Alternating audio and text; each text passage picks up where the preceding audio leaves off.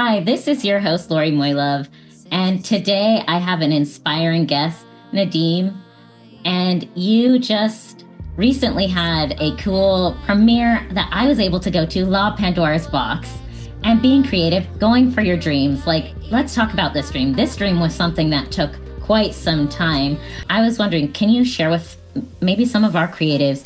They have like, this is taking maybe 5, 10, 15 years as a creative, and it's like you're still etching away at it. Can you kind of share kind of how La Pandora's Box happened and like the journey of it? Absolutely. I'm happy to, and thanks for having me on. Yeah. So, so the journey began with a sketch, a very simple sketch.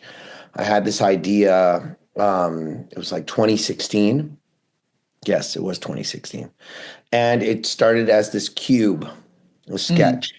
And I like the idea of chance and the unknown, and probability, and just I'm very inspired about with journeys in life, and how each one of our lives is our own, and we meet new people along the way, and those people either stick around or they don't, and it changes the course of life. So I thought of this idea of a box, um, and then it got divided up into different sections. And then I created the music that went inside of the box. So behind every one of those panels that you saw had a different score of music. It wasn't just a sheet or a note or anything. It was an entire score. So there were 21 different scores. And there's a lot of hidden messages and motifs I like it to hide in my writing, which should be a whole other podcast. I can go on Right. forever on that. And then it developed into a cardboard prototype, which then it developed into a wood full-sized version of it, which weighed about 300 pounds. It was massive. And then it became a about a 63-pound lightweight version, the final version that you saw, Oh, over. Yeah. that sits on that gyroscope. And in that, I'm it initially was crafted as a live show. Mm. Now, I don't really take no for an answer, in a way of not being pushy, but Hmm. I'll find a way to get things done. Yeah. And I don't like sitting on my hands, and I don't like waiting around for something to happen.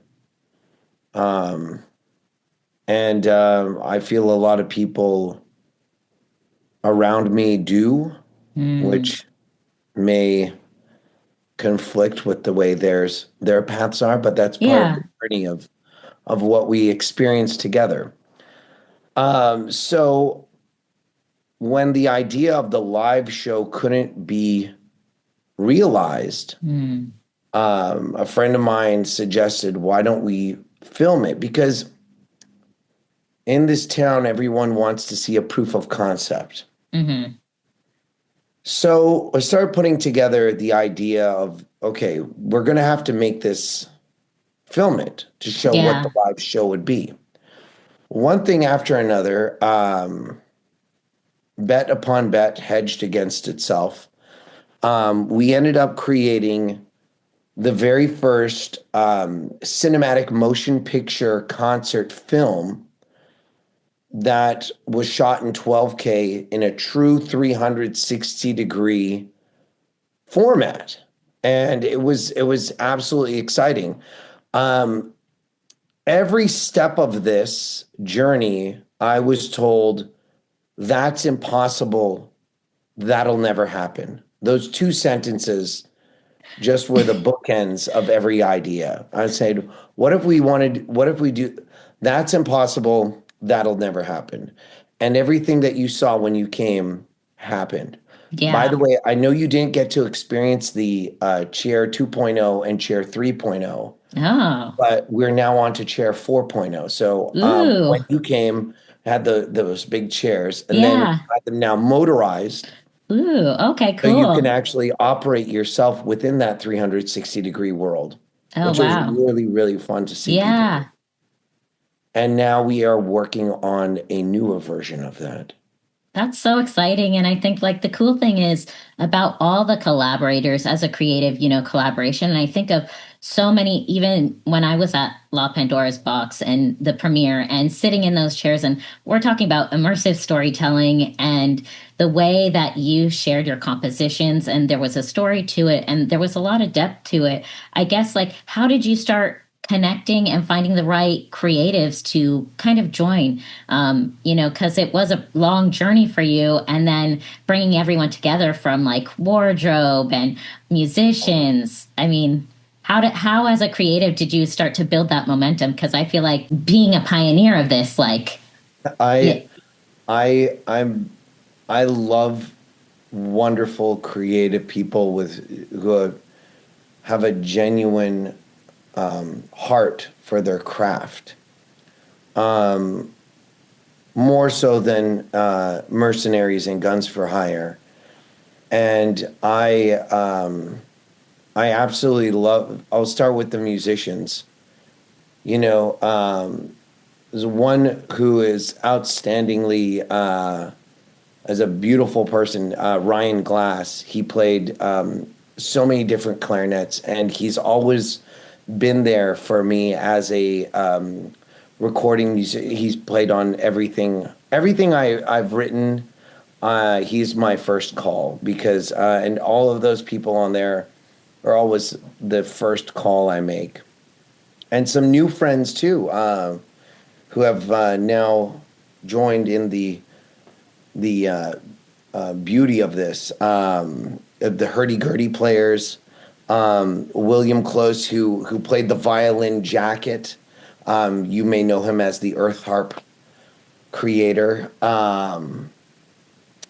Oh my goodness, I mean, MB Gordy has played on everything. It's like, and it's always exciting to show him something that I'm doing with percussion, and then it gets his percussive mind going. Um, and then I mean, our engineer Lucas, he did an incredible job of capturing the audio. And I've watched Lucas grow over the years because he was a student of mine. I was lecturing at CSUN and he was in my class, and he's just become now a titan of industry in engineering. And I love seeing people flourish and grow in their craft, and in any craft. And then I've stumbled into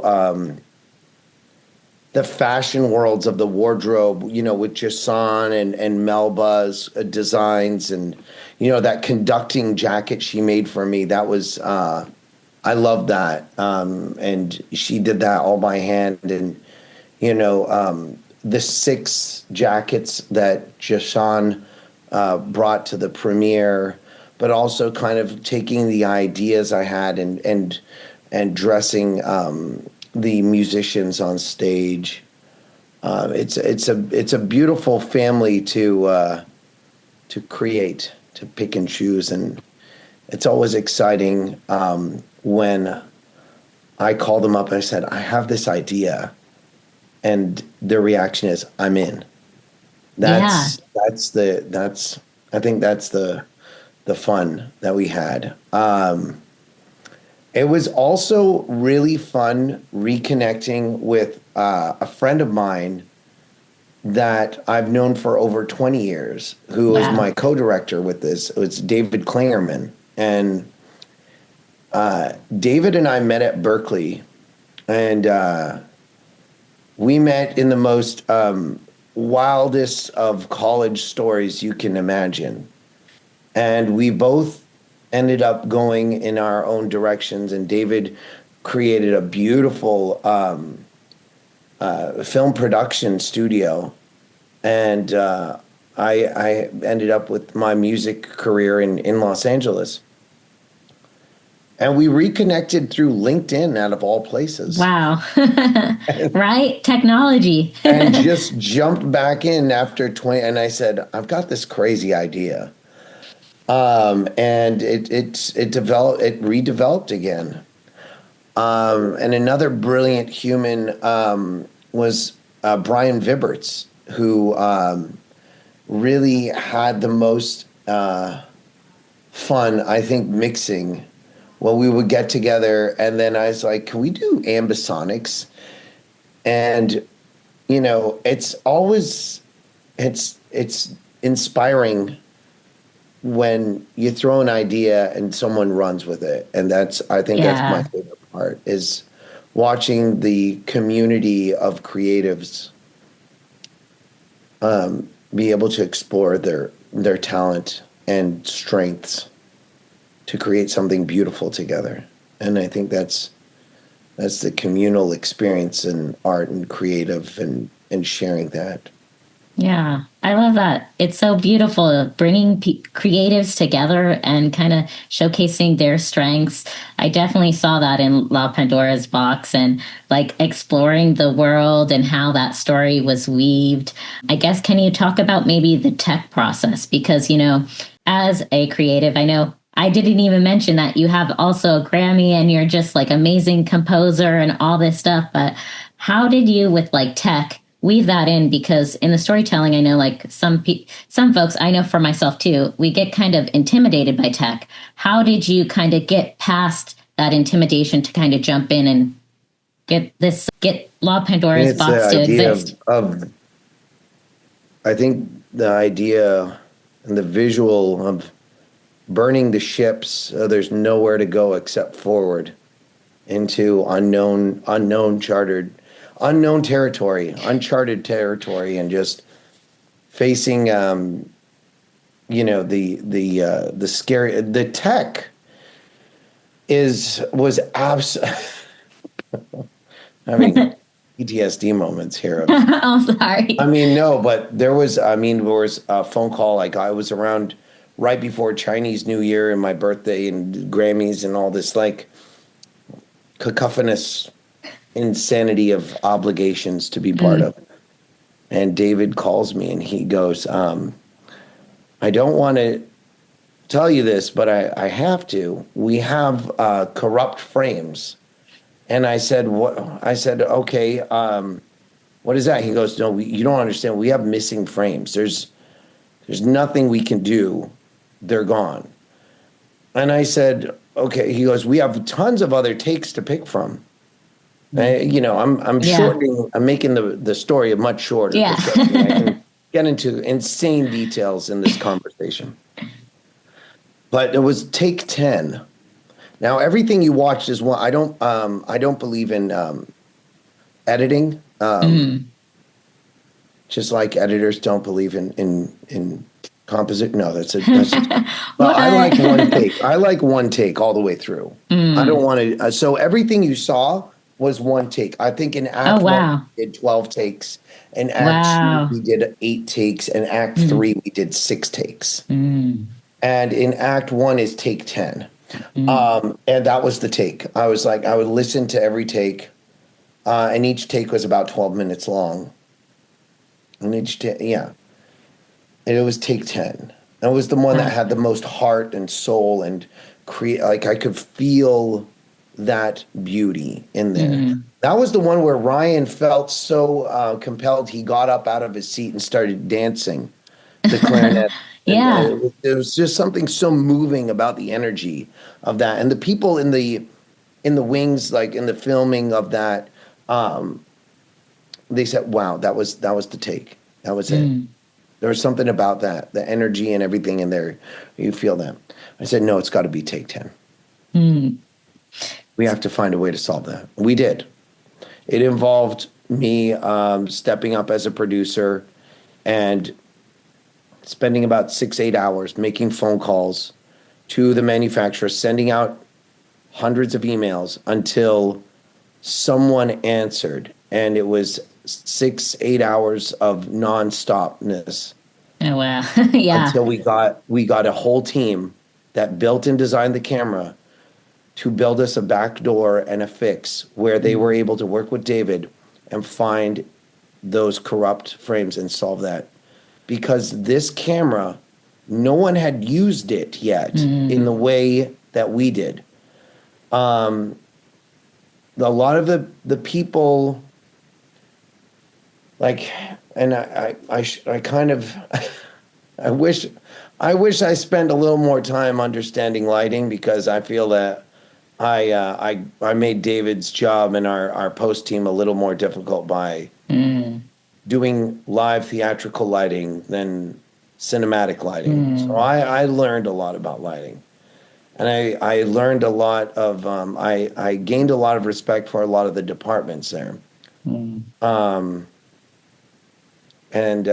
Yes, it was a big learning experience, just kind of jumping into this as, not only a composer, but director and producer, creator, and putting all these things together.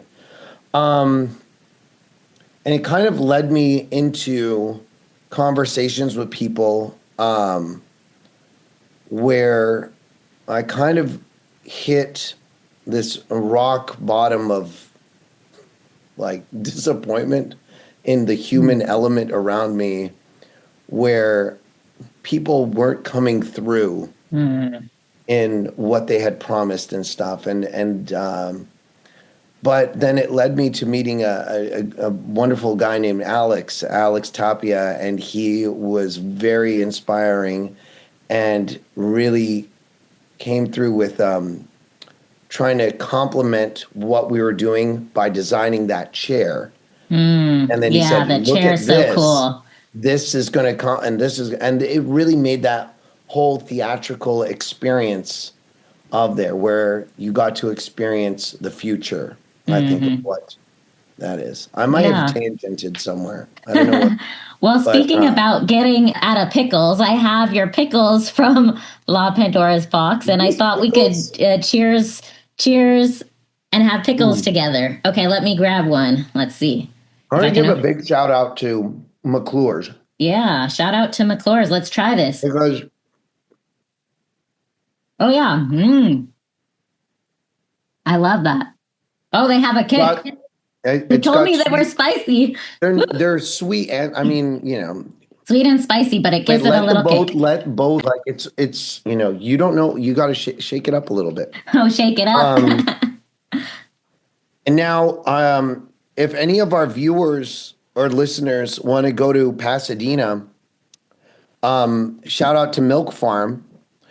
You can get these in the store at Milk Farm in Pasadena. Awesome. It's They're really Eagle Rock, good. Pasadena. I'm ready to put these on some sandwiches that I have and all sorts of things. Yeah, they're so good. And also shout out to Micah at Servo Media, who did this beautiful design for us. Servo Media has been really, really amazing in working with us, working closely, and they take an idea and just bringing that creative capture to life, and then just beautiful, beautiful people. You got me started on eating pickles. So now we're in our speed round, and we're gonna jump into this lightning round, which I'm calling, opening up Pandora's box here.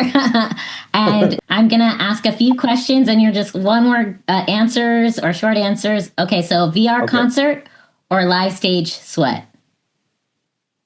VR concert. Yeah, right? La Pandora's Box. Okay, what's your dream collab in the metaverse?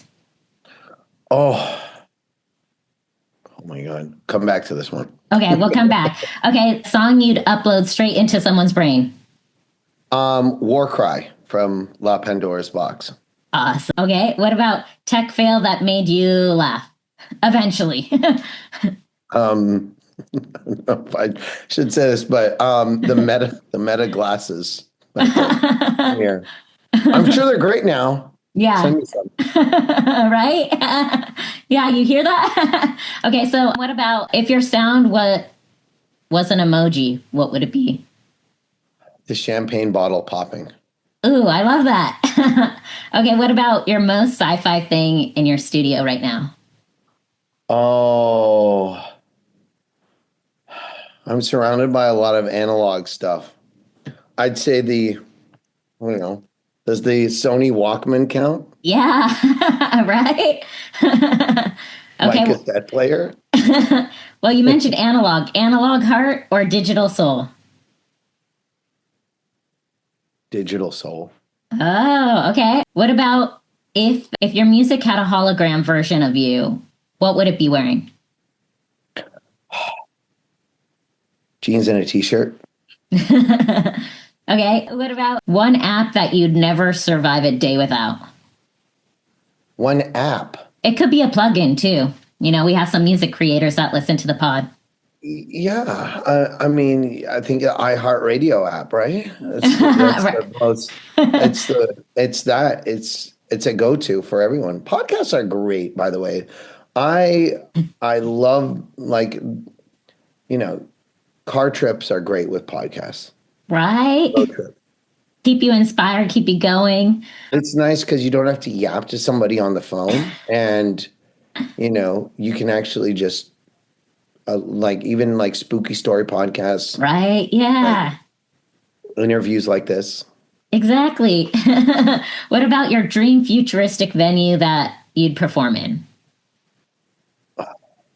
I've always wanted, this is going to sound really stupid, but I'll just say it. Why not? I've always wanted to own the El Rey Theater and transform Oh, it into a half that'd be VR cool. room, dome, and stage, and then create the upper area and live in the theater and Mhm. make that upper area in the back my bedroom. That'd be cool. You never know. Dreams can happen. It's owned by Golden Voice. I don't think anyone. Okay, what's your guilty pleasure tech that you use? My guilty pleasure tech that I use, I guess my smart TV. Right? I feel like that's everyone. Who doesn't Like, use their smart TV in these it's a days? great, I mean, That it's that's just search that's for things everyone. with the vocal button, Yeah. I really like Roku TVs. I don't know if someone's going to get mad at me for saying that. Yeah. Roku over Apple TV. Interesting. Yeah. Who knows? Maybe next season we'll be sponsored by Roku. Roku, send me stuff. Yeah, right. Okay, so if your creativity was a software update, what would that version be called? Oh, my creativity was a software update. I would have a lot of bugs in it, and you'd have to check back tomorrow. Okay, what about one thing that humans still do, like, AI? There's a lot of tech stuff happening. What's one thing humans still do better than machines? Oh, I don't You're think like, I'm allowed to say that answer. okay. You can use your imaginations. Okay, yeah. Okay, well, But also, but no, in a serious though, in a serious answer, this whole like what you watched, this movie was all made by, there was no AI used because mm, the AI doesn't, it still doesn't exist. mm, All the rotoscoping was done by hand, the compositing, those worlds you experienced were all built and designed by hand. We had one of the sculptures. Did you see a lot of the sculptures yeah. there? Like the guy on the horse with the like little, no, with the three heads. Um, Bob Stanley designed all of those sculptures, Wow. and he's done so much amazing work. Um, and it was so amazing working with him because he's a legend in that Mm, arena, yeah. and it was nice to like give him an idea. Like we would text each other ideas, and he would just come up like it was amazing. One of the did you like the waterfall? Yeah, I saw the waterfall. You're like, oh, That he was went for the that water. was another impossible thing. Yeah. I remember Amanda Ruth Ritchie, she was our aerialist. And I said, do they make silks, green screen silks? And she found some, brought them, and we had them rigged up and everything. And David came to set, and he goes, "What are those for?" Because we had to move the lighting again. I was like, the lighting is second. The silks go first. It's like we need that. And he was like, you don't understand. The lighting is important. I'm like, Yeah, lighting. like there was always like stuff like this, but it was fun. But he goes, "What's that for?" I said, "The for the waterfall." And he goes, "What are you talking about?" I said, "That's going to be the waterfall. That's the waterfall. There's she's going to be dancing in the water." And he goes, "That's never going to happen. Do you not like none of like these crazy things?" He's like, "We'll be lucky to even." I'm like, we'll figure it out. That was my I was um I think it was Orson Welles. Might have been Orson Welles. I might Mm. be misquoting someone, but Yeah. it's he was like ignorance in the craft is like the way of getting things done. Also, tight deadlines and no budgets get Mm. things great work accomplished. Yeah. No, we worked, it was finding the right talented people. And we had gone to a lot of major VFX studios and houses in LA and New York, and none of them, actually all of them, and I will not name names, but if you want, we can do a list after. Could handle this. They were like, we don't want to. They didn't want to put their name on it because they were afraid they were going to fail, Mm. so they just didn't even try. Mm. They didn't want to step up, even though they had the resources and systems in place. They didn't want to put their name. They were afraid. And I said, that's fine. We'll keep going. Mm. We even had some major production studios um, tell partners of mine that they're like, he's never going to get this done by October 1st. They're like, if you believe in that, they're like, you're gonna look like a fool. You should get away from this project as fast as you can. And a lot of people would go and whisper but it's the beauty of the loyalty of creative friends of mine was what really held us together because they believed in all the crazy ideas I came at them with, and they made it happen. Yeah. And the music, if you had to complete this sentence, the future of music is what? Well, I'm going to say a German word, Gesamtkunstwerk, which is the is there was an as a treatise that Wagner wrote. I think it was in 1912, around then, Mm. maybe somewhere between 1897 and 1912, somewhere in there. There was a treatise he wrote called Gesamtkunstwerk, Mm. and it's a the art it's translates to the artwork of the future, Mm. and uh, that's the future of music. Yeah. It's something he wrote about over 100 years ago. Mm. That I read this treatise and I've made it part of my lifeblood. It's a total of the arts. It's Mm. mathematics, science, poetry, music, dance, all the crafts, anything art, which I also believe extends into culinary arts. And I watch, Anthony Bourdain cook or something, or Gordon Ramsay, and they're, making it's magic, it's composing, it's, the crafting of songs. Tom Waits says songs are interesting things to be doing with the air. Mm. And it's beautiful how you can take, ideas, things floating around and David Lynch says, ideas, you catch them and you create, that's where you start. It's just a small thing, and then it becomes something bigger.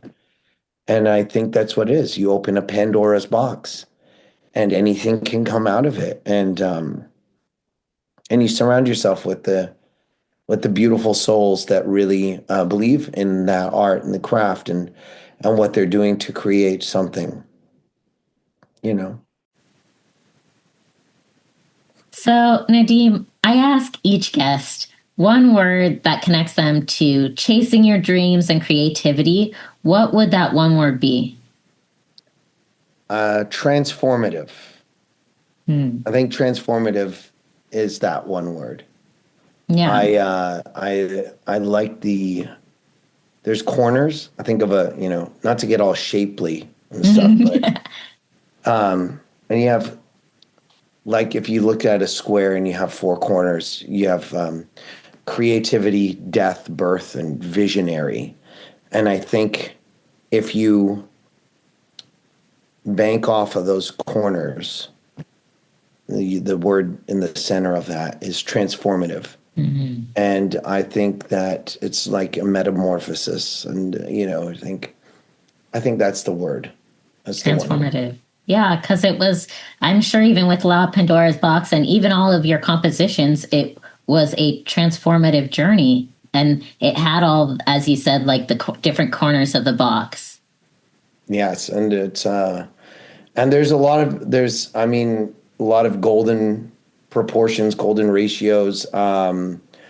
There's a lot of numbers that get used in there. I mean, the composition was written in a circle, and then I built and designed this room of mirrors and reflection points of tones and pitches, and creating that, and kind of always adhering to the one golden rule that I think just, the one golden rule is the house always wins. So I tried to figure out a way how to become the house as a composition. And what I mean by that is no matter the outcome and probability that you saw from the box and the tones and the pitches, is that I would always know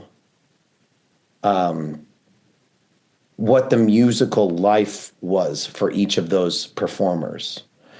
And that was through the composition that I had initially sketched, the tone, and putting it into the matrix I created, and things like that, to get that sequence of pitches and writing that out. And then giving the illusion of choice. So whilst every person, it was random. So the ballerina, she spun the box, picked out a door. She'd open a door and pull it out, and then the composer or the conductor would then tell her which musician to bring that to.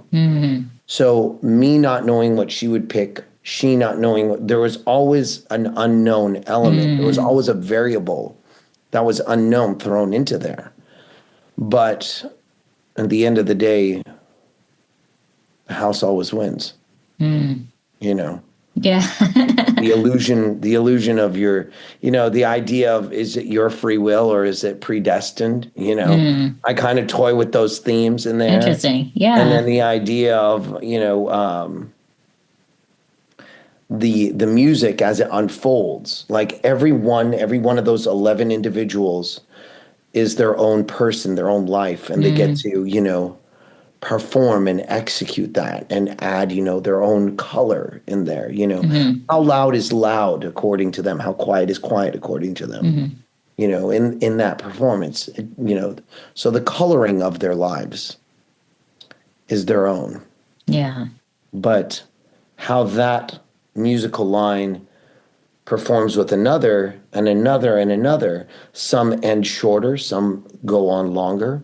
They're all lives. They're all my interpretation of life. And, a reflection of that is, we're each our own individual, and we have our own lives to live. And then sometimes those lives intersect with others and can create beautiful harmony. And then others, will create some dissonance. And that's life. It's being alive.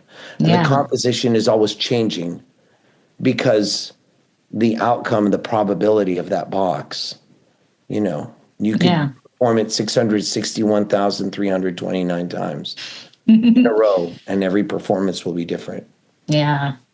That's so true. And it's crazy to think that way about your golden rule. And I guess, like, what would you give our creatives some parting words in the sense of, like, as a creative, what was maybe your mantra that kept you going through? Because I know it took years for La Pandora's Box to come to fruition. What would that mantra or saying be that you'd I'd like to leave?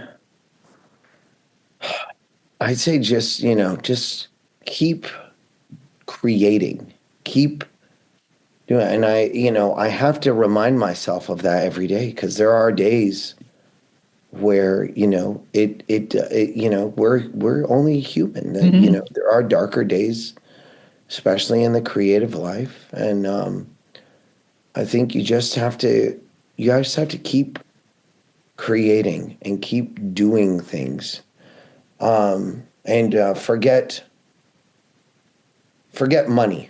As soon as you start thinking about that, that's the worst way of doing that. And, well, Yeah. to quote David Lynch again, money is there to facilitate the idea, Hmm. to create it, to make it bigger than it was when you baited it on the hook. And you keep catching more ideas, and trying, and then everything will just unfold from that. I Hmm. think if you are passionate enough to pursue your creative endeavors, you'll succeed. I love that. That's so beautiful because it's just fact, just keep creating. And that's really the goal of Limitless, is to keep you creating. So to our creatives, keep going, keep creating, and just keep making things. And along the journey, you'll meet amazing people like Nadeem and other creatives to create beautiful art like La Pandora's Box. And if you get a chance, I think La Pandora's Box is now available. You can get it. It'll be available, I think, in December. Okay. We're For the yes, holidays. for the holidays. Yeah, it'll be available in the Meta Store. Mm. And yeah, please view it, watch it, let us know what you think. I'm excited to have the opportunity to have shared it with you. Yeah. I It was loved so cool. seeing your face when coming out of the experience.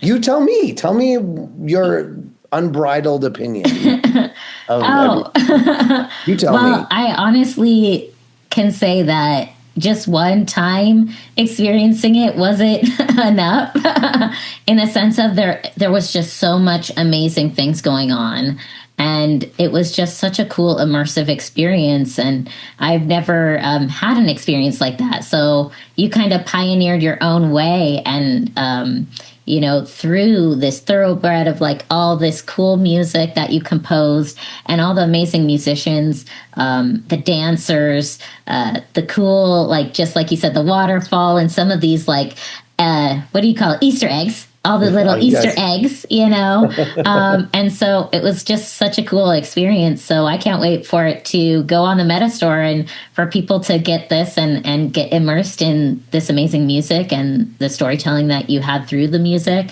and experience this. And where can some of our listeners, maybe they downloaded La Pandora's Box in December when it's out. Where can they Yeah. follow you? Where can they find you? And what other things are you kind of working on right now? Okay, yeah. My music is on Spotify, like all of ours are, and Apple Music as well. My website, nadeemmajdalany.com. And I think I'm most active on Instagram, which is just my last name, but also you can follow the La Pandora's Box, which is Pandora's Box, F as in Frank, Y as in yellow, C as in Charlie, FYC, like all the seasons we love Mhm. in an Instagram handle. So you can follow updates there, myself on the personal one, and yeah, and music is always being released. The song War Cry is out everywhere. That's the song in La Pandora's Box. We just found out we got a HMMA nominations. So yeah, I'm that's excited about Those that. are coming Yeah. up on November 19th. So get your tickets Yeah. if you want to come. I'll make sure to put a link. Amazing music. I'll put a link in the podcast so they can check that out. And yeah, thank you so much, Nadeem, for keeping us inspired. And it was transformative, right? Oh, I absolutely, transformative is the word. Right? Thanks so much, Nadeem. Of course. Thanks for having me. No problem.